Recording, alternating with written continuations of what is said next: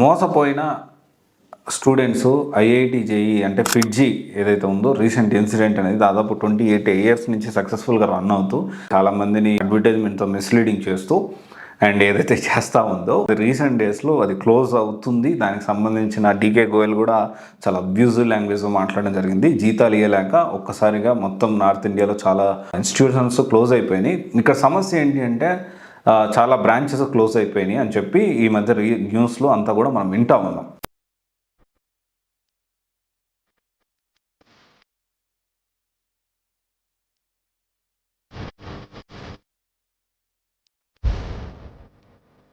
అయితే ఇక్కడ మనం అర్థం చేసుకోవాల్సిన విషయం ఏంటి అంటే ఈ మోసపోయిన స్టూడెంట్స్కి న్యాయం జరుగుతుందా అనేది మనం ఇక్కడ ఖచ్చితంగా ఆలోచన చేయాలి.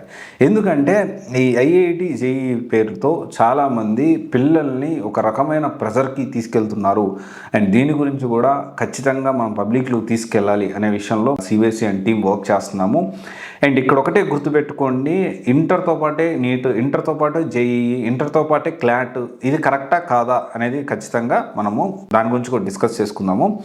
అండ్ ఒక్కటే, ఈ మోసపోయిన స్టూడెంట్స్కి ఎంతవరకు న్యాయం జరుగుతుంది అనేది మనకు సమయం అనేది అంటే మనకి ఇంతవరకు అయితే ఇట్లాంటి చాలా జరిగాయి. స్టూడెంట్స్కి న్యాయం జరుగుతుందంటే అది ఇంకా మనం చెప్పే పరిస్థితుల్లో లేదు.